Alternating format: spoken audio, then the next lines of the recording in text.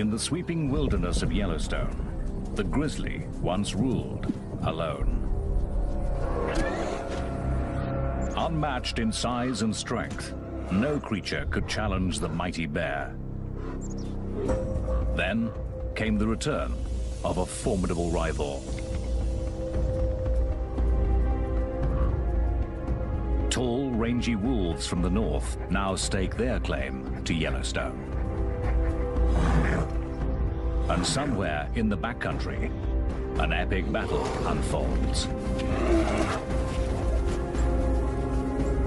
It's a clash of wills and opposing skills that echoes all through Yellowstone.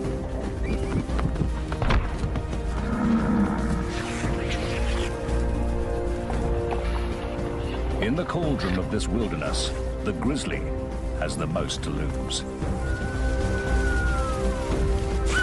Will wolves be the new masters of Yellowstone? Or can the grizzly keep its kingdom and emerge the victor?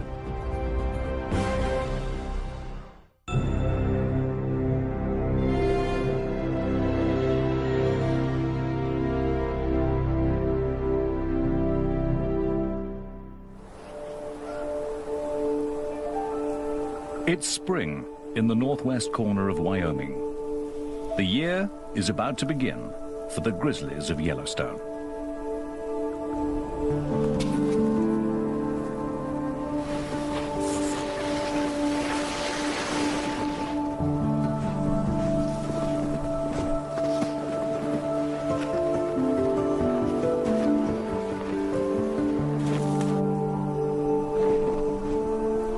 By early March, bears begin to emerge from their long winter's nap.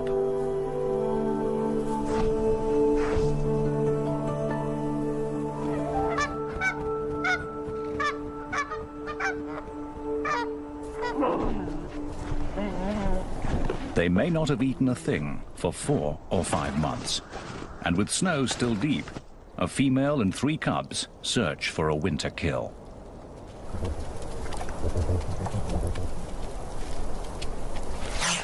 Otters have been out all winter, slipping and sliding between streams, looking for patches of open water.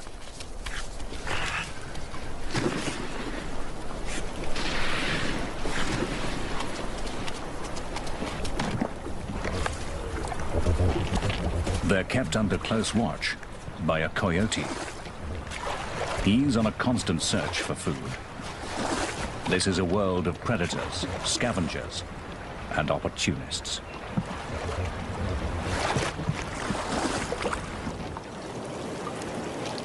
In the thawing surface layer of ice, the grizzlies find a strange windfall. Entombed in the ice all winter, frozen fish are the first banquet of the year for the bears.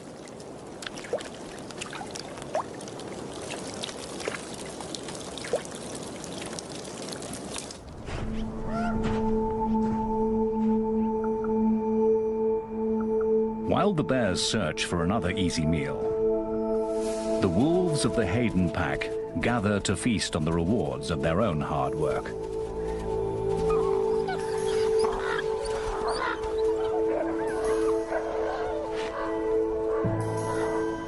But a bold young bear has found their carcass, and a grizzly is accustomed to taking what he wants.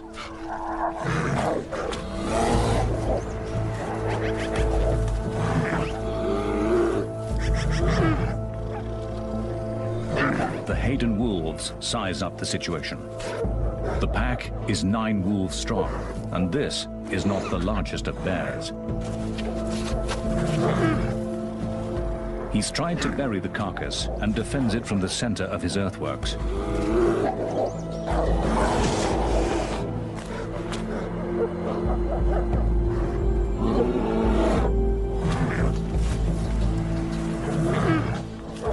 It's his strength against their speed.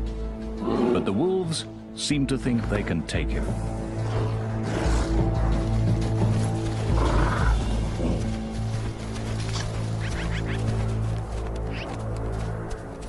The Haydens prove to be more than the young bear can handle.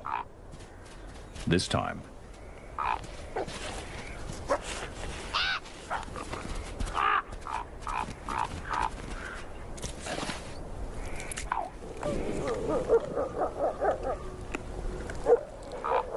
Bears or wolves, it makes no difference to the ravens.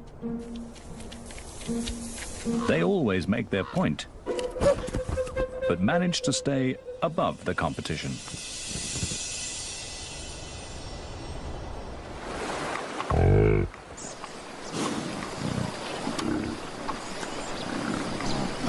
Bison will face both wolves and bears over the course of their lives. But the first challenge for newborn calves is just keeping up with their mothers. They're on their way to summer pastures, and for the calves, it's sink or swim.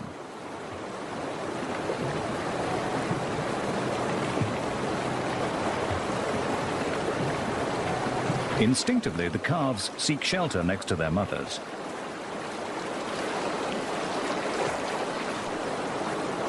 But the waters are cold and fast, too fast for the tiny calves.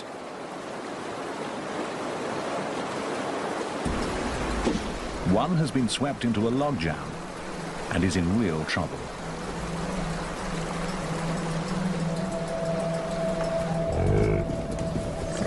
His mother has suddenly realized what's happening.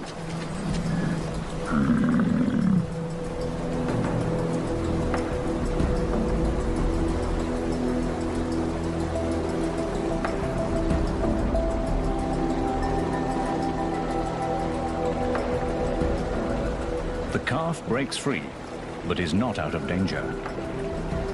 Calves often lose their mothers during river crossings, and without her, he can't survive.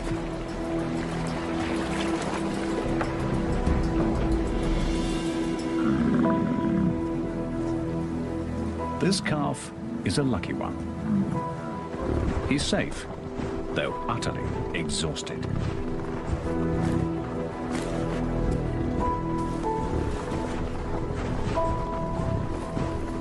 The Yellowstone River was just one of the first of many perils to come. A grizzly is following behind them, and for the bear, it's hunting season.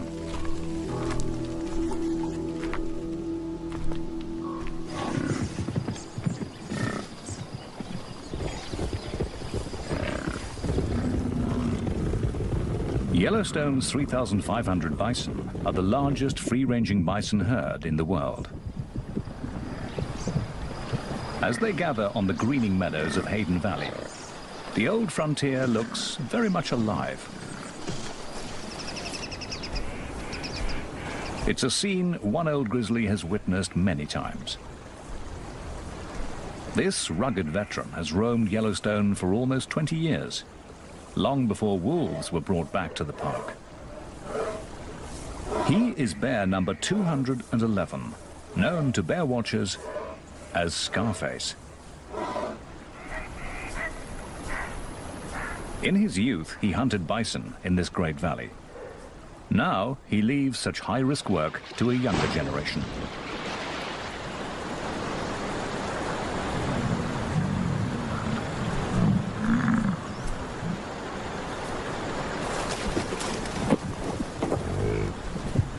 The bear has no advantage of surprise, yet he suddenly swings into action.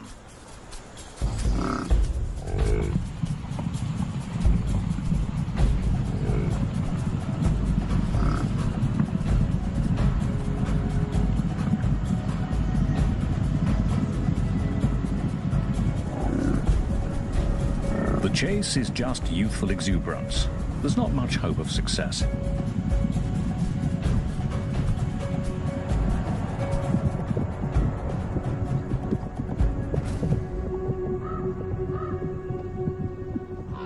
The bear will need a better strategy. But a truly devious plan is a coyote's speciality. He's so small, no one takes him seriously. He tests a calf. This one's big and strong.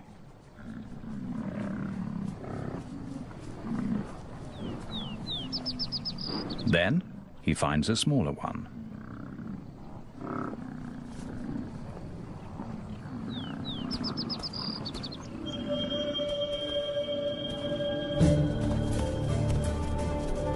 He pretends to play, but this is no game.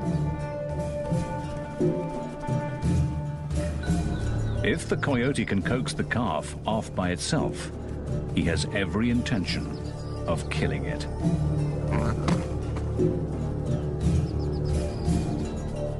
Just one bite could cripple the calf.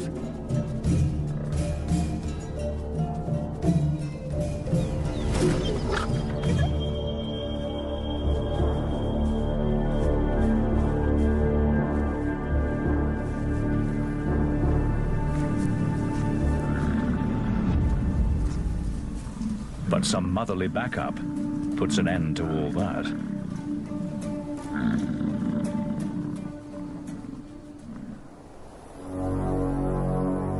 Another grizzly is on the calving grounds, and this one has perfected his craft.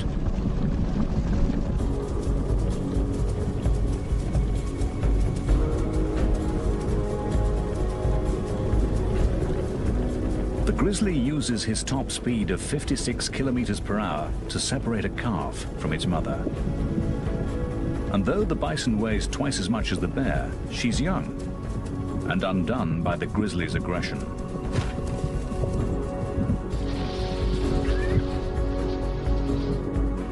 She hesitates, and her calf is lost.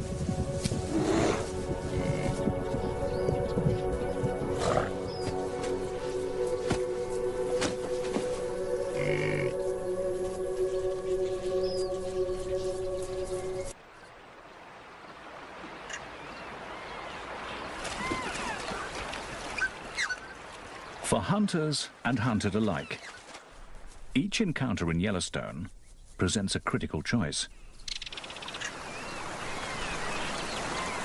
What is brave one moment is foolish the next. To fight or to flee, all of life hangs on the decision.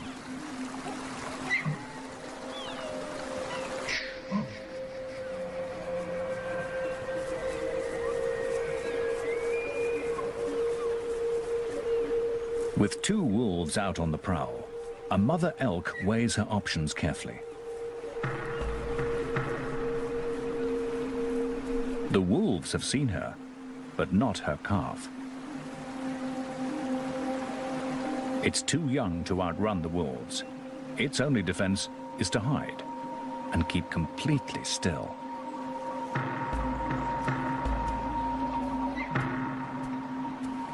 Its mother heads straight for the wolves.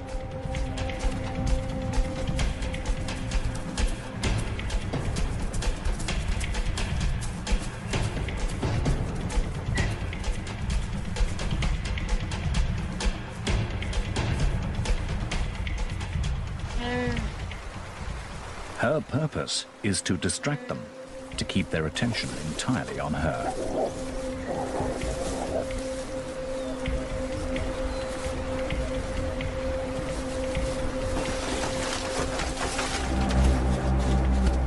Again and again she charges, then invites them to chase her, using the river as a safe retreat.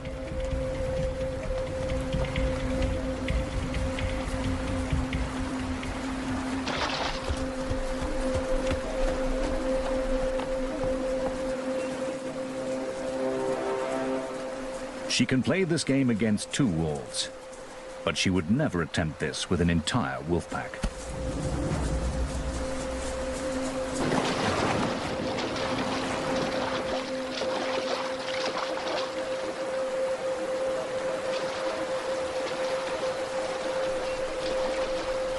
Frustrated, the wolves give up.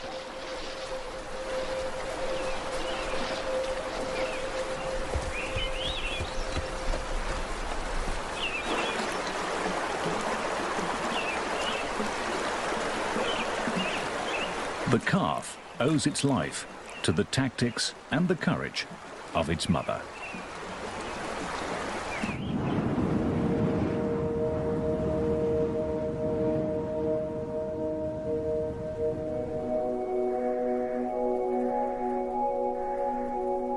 Motherhood, even for a grizzly bear, is a test of character. It's June, and a spring snow squall has kicked up. But the bear and her cub are confronting more than just the weather.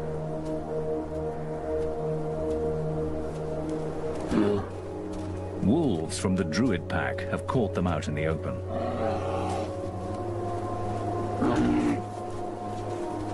In the tug of war between grizzlies and wolves, the wolves attack where they can.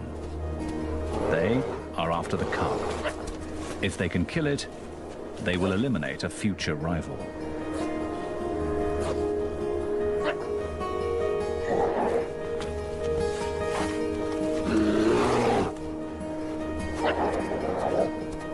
She's not a big bear, but she stands her ground.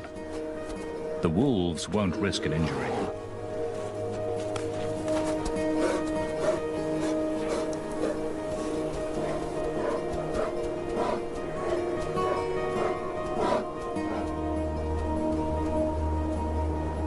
Suddenly, it's over. The wolves make a decision, and the bears are free to go.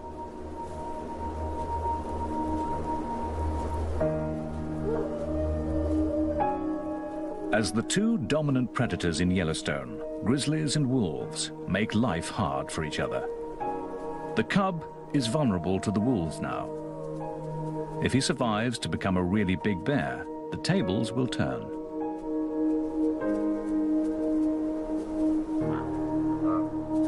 But he'll be a cub for a long time yet, and growing up is a full-time job.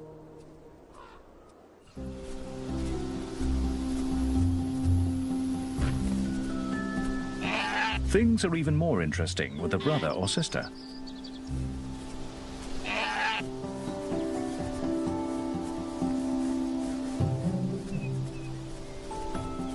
Cubs can turn anything into a toy.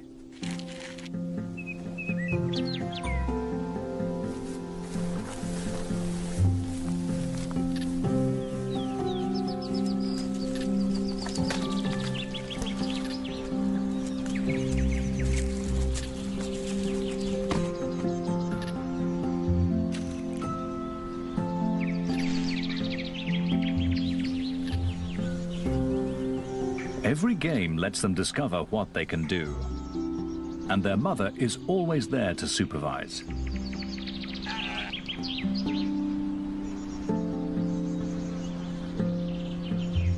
For grizzlies, these are the days of family life. They'll spend 2.5 years under the constant care of their mother. Then the cubs will be big enough to go their separate ways and travel through Yellowstone alone. Until then, she is everything they need.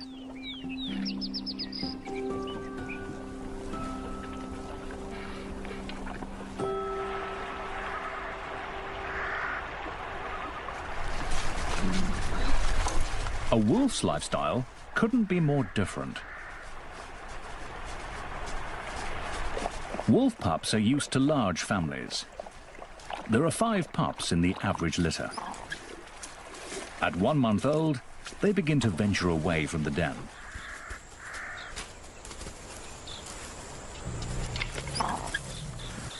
Their mother is the alpha female, the white wolf with the research collar. But they have other guardians too. Older brothers and sisters, aunts and uncles. A member of the family is always in attendance. When the pups grow up, many will disperse to other packs, looking for a place to belong. Wolves will always be drawn to each other's company.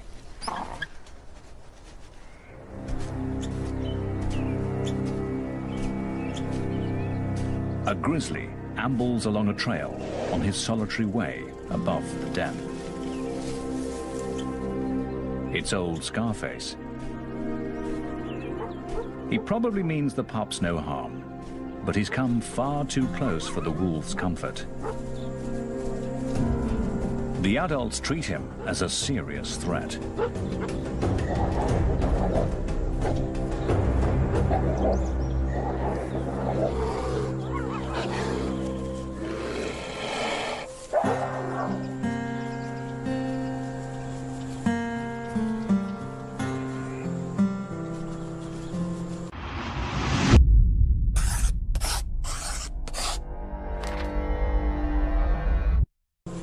It's the pups' first encounter with a bear, and their elders have shown them something valuable. Together, they can challenge a grizzly and defeat it. As for Scarface, he hasn't lived this long without knowing how to avoid real conflict.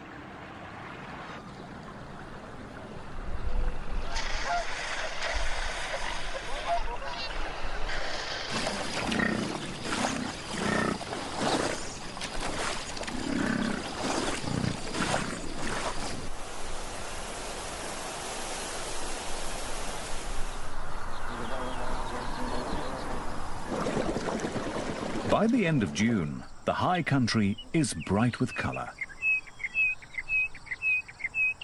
Summer residents are settling in. They're claiming territories, building homes, finding partners.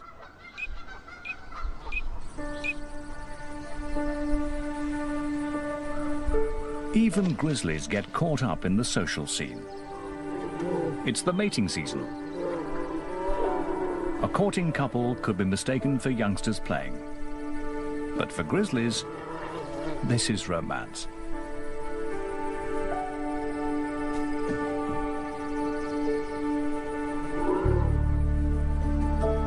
Once she has accepted him, they will wrestle and play.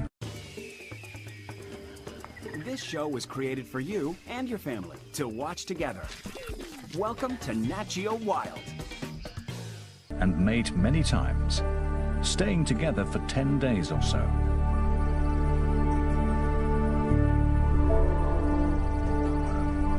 But their devotion will be fleeting. Enduring bonds are not in their nature. Yet, while it lasts, they share a moment of tenderness grizzlies seldom display.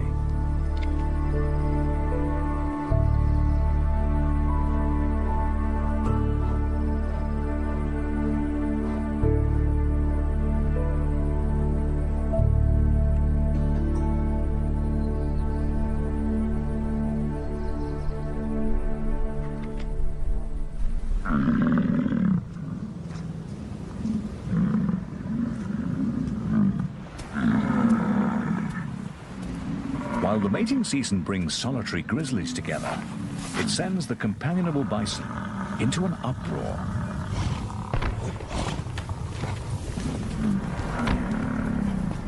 Bulls are built for the battles of the rut. They wield their massive heads as both weapon and defense.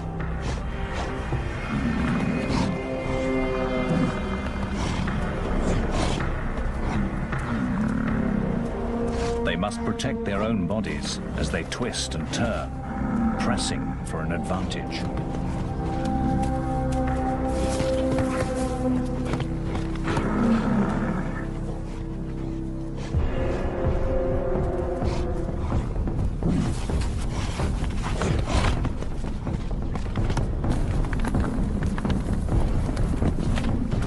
They are one-ton warriors, and each breeding season, more than a few are fatally wounded.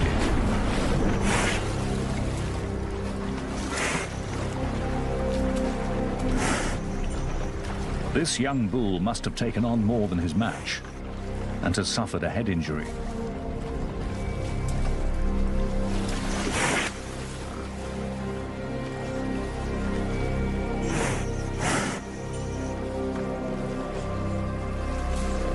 Round and round he turns, unable to find his way forward.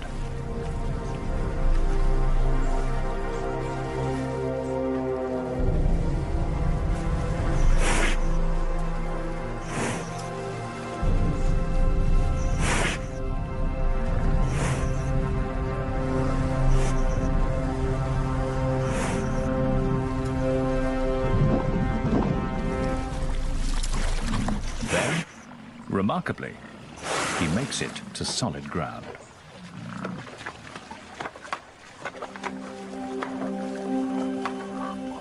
Bison are as tough as they come. Days later, the injured bull staggers on, alone, but still alive.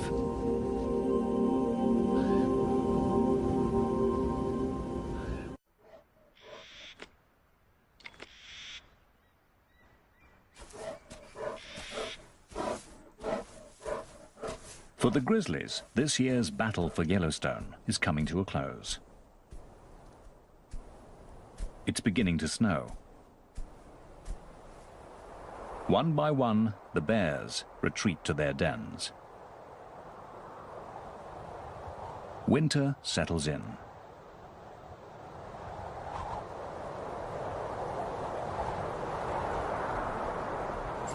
The snow brings elk down from the high country to wintering grounds in the valleys.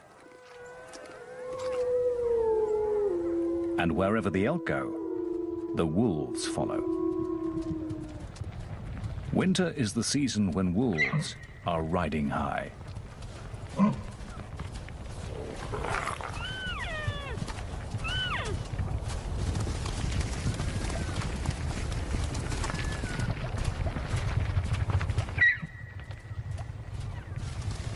Severe conditions always work in their favor, wearing down their prey. The deeper the snow, the better the hunting.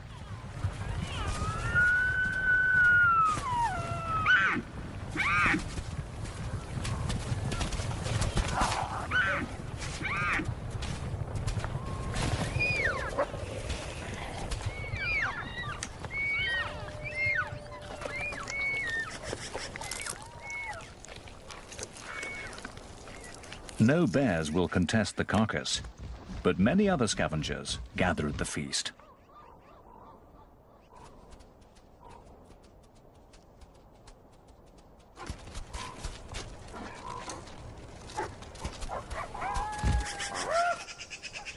Eagles, ravens, magpies, and coyotes are uninvited guests at every kill. Though wolves have the undisputed upper hand, they make the long winter easier for all these other carnivores. As long as there are elk, the wolves will provide. But all these hungry scavengers steal so much meat that they may be one reason why the wolves form packs, to protect their own share of the kill.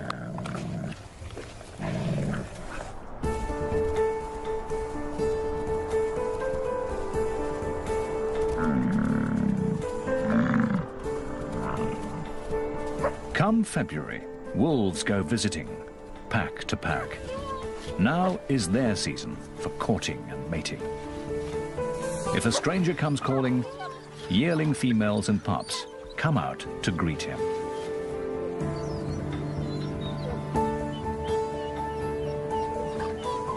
He'll please them all if he can, but what he's really after is a willing partner and a private rendezvous. Yet even the most intimate moment often requires the pack's approval.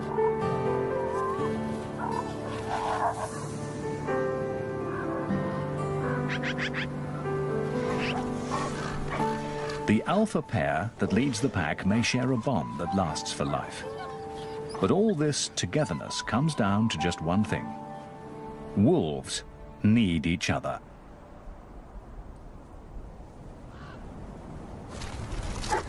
Wolves are accustomed to working year-round and feeding many mouths. But come the end of winter, it can take the abilities of a bear to get the job done.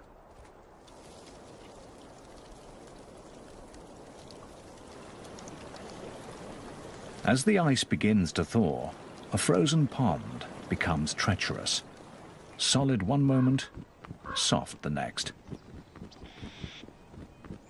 A wolf has discovered its most recent victim.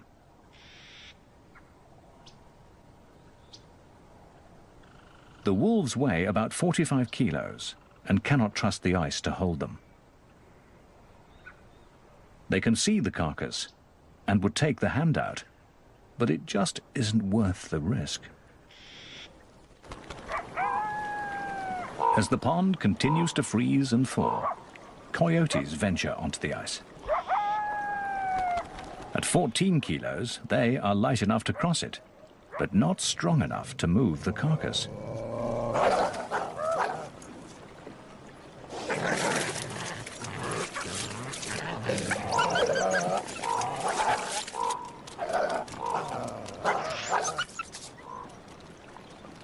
If the ice melts much more, they won't be able to reach the carcass at all.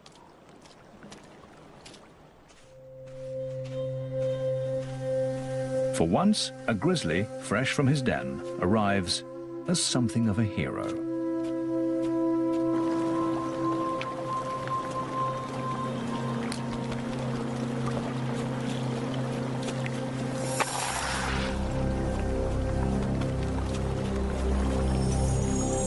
He's certain to fall through.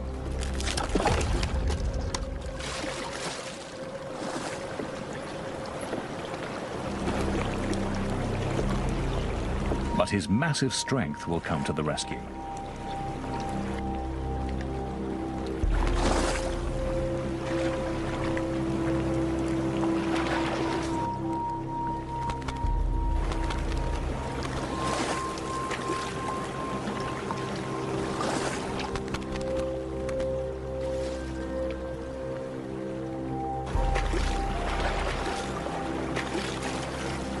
It's only when his coat is soaking wet that you can see how thin he is and why this carcass is worth so much effort.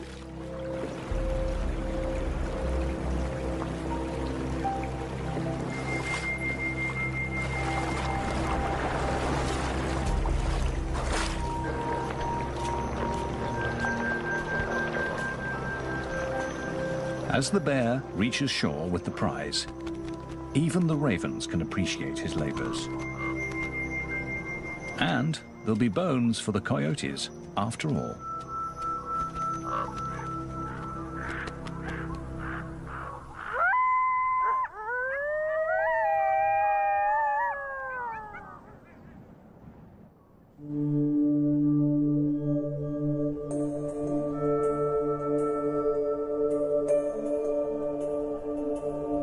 Dawn sends an eerie smoke through the remains of a forest fire. It's moisture vaporizing from the blackened trunks as they warm up in the sun.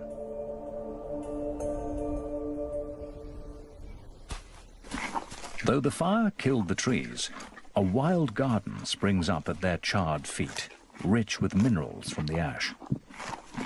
Grizzlies seek out this fresh, nutritious salad.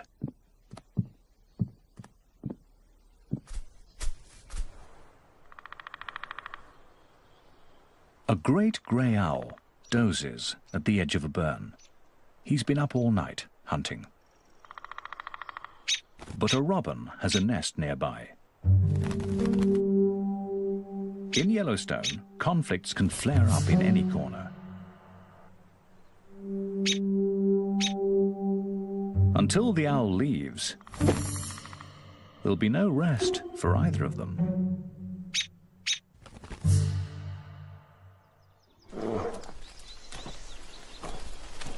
A grizzly has come to the recovering burn to feast on daisies, asters, fireweed, and cow parsnip, teaching her yearling cub that this is a good place to forage. A cub has to learn a great variety of plants and where to find them at what time of year. And while one cub studies this lesson, another follows its mother onto the calving grounds of the elk. Grizzlies aren't full-time predators like the wolves, but they still take their toll of elk calves each spring.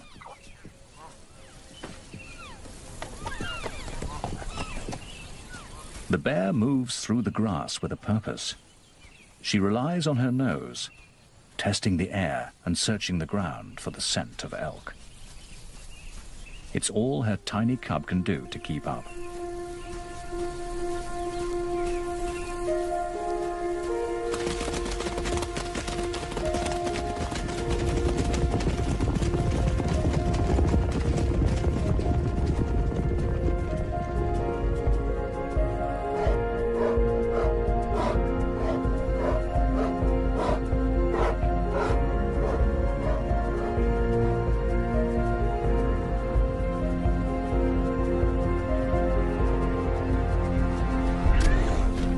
For the calf, the brief dance between birth and death will be over in a moment.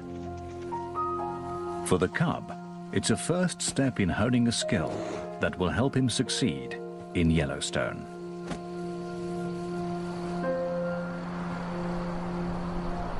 Yet bears have many ways to make a living.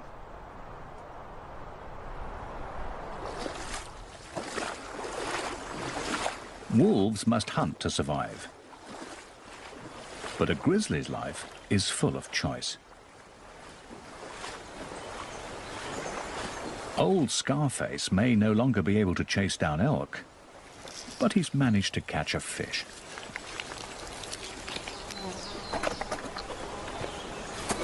And as he wanders his range, there will be mushrooms and dandelions, ants and earthworms, biscuit root and berries to harvest. The grizzly needs a kingdom vast and varied and complex. He needs all of Yellowstone.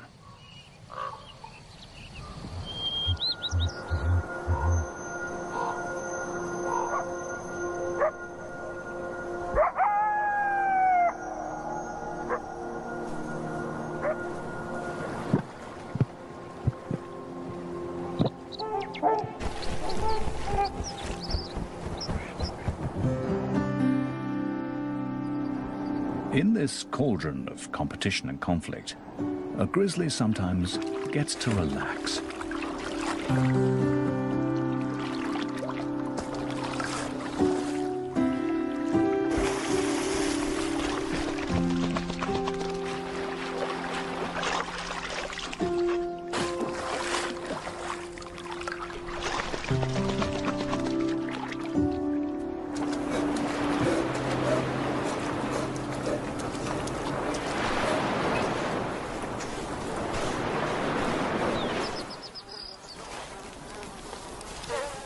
He retrieves a mule deer he has stashed in the grass by the lake, and for once he has a whole carcass to himself.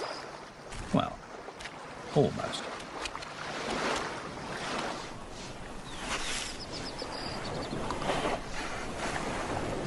He takes his time over a delicate morsel. It's not often he gets to enjoy the little things in life.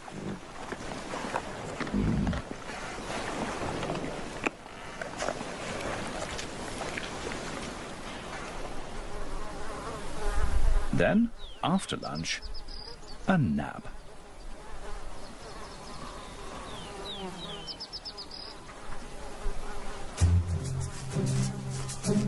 That is, until biting flies discover the grass-covered carrion he's using for a pillow.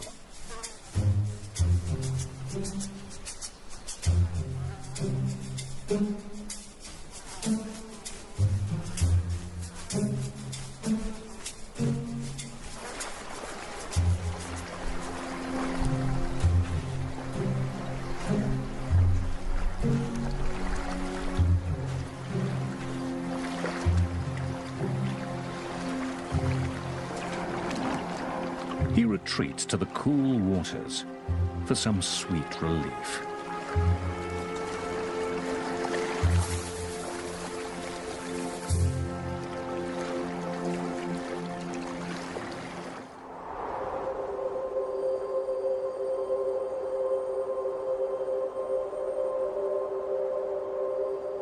By the end of summer, all activity is focused on the coming winter.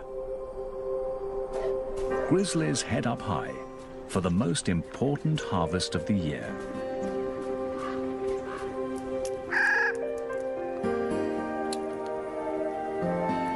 The Clark's nutcracker is up there already, collecting the seeds of the whitebark pine.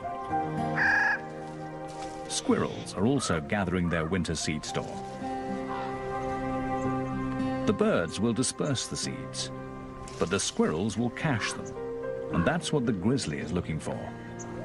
The bear digs up their work. The seeds are rich in fats, and the bear takes in as many calories as she can.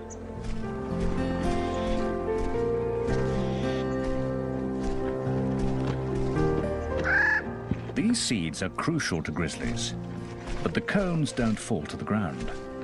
Grizzlies often rely on someone else to climb up and harvest them, Black bears can make it almost to the top.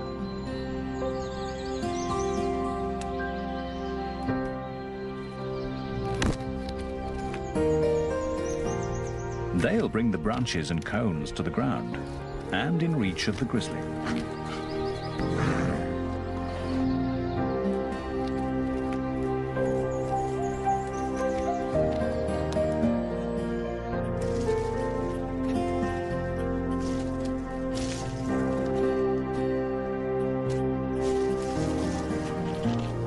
The mighty bear may be dominant among these many creatures, but she's also dependent on all their efforts.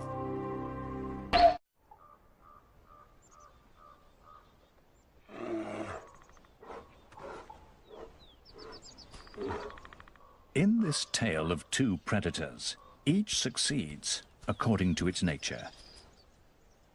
This enormous male is waiting on the wolves. He's staked out in the territory of the Molly's pack. And here they come, right on schedule.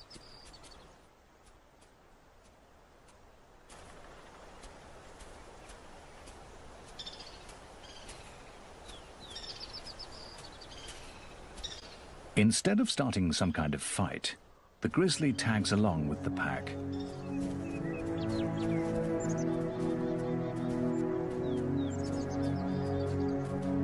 The bear is huge. He looks to be almost 300 kilos, and the wolves seem resigned to his presence.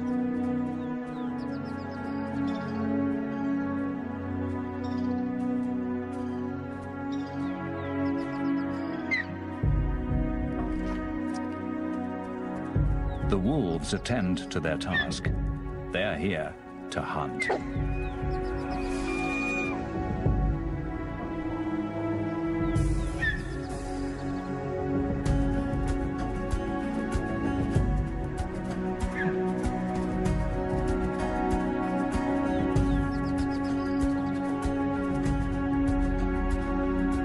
The bear lets them go. He's in no hurry.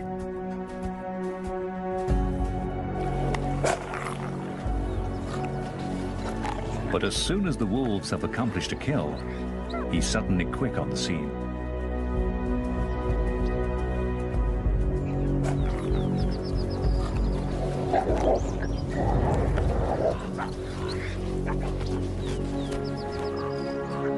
This is the way of things in Yellowstone.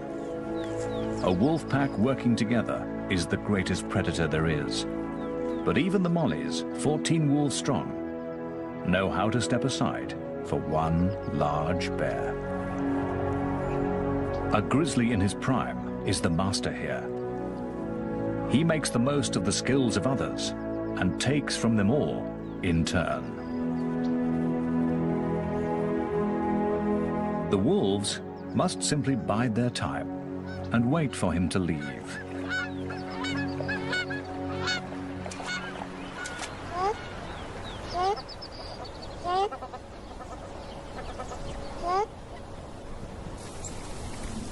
Old Scarface is past challenging a wolf pack. He's up in the whitebark pine forest, where it's already starting to snow.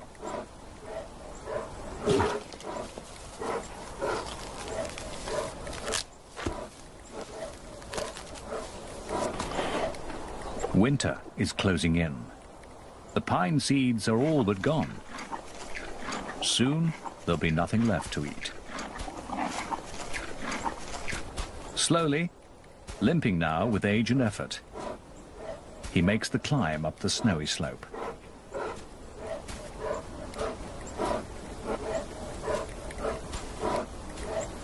His den and a long winter's rest are waiting.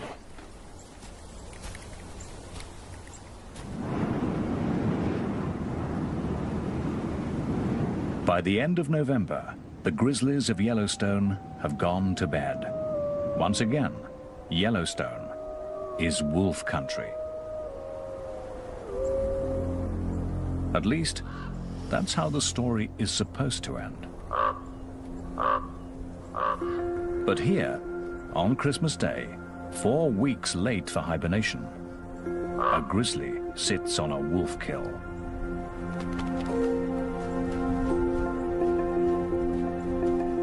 Is this the start of something new?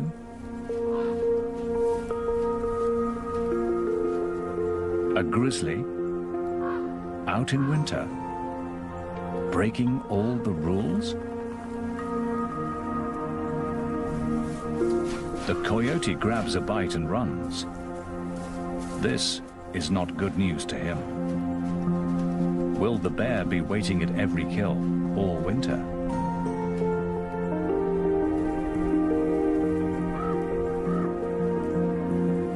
The bear is wide awake and appears to enjoy being out past his bedtime. After all, it is Christmas, and he's discovered a satisfying secret.